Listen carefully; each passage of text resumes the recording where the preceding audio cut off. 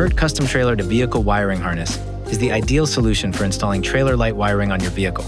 These wire harnesses have multiple plugs that are used to tee into the vehicle's taillight assembly, drawing power directly from the taillights or from a direct battery connection and providing a standard trailer light wiring connector called a 4-flat connector.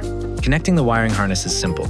Locate and identify the taillight wiring harness connectors, remove the locking tab insert if one is present, and depress a locking tab on the connector, releasing the male plug from the female plug.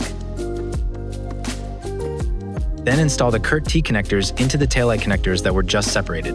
Insert the connectors until an audible click is heard and the locking tabs are fully seated. Replace the locking tab insert, and that's it. That's how you connect a CURT wiring harness T connector.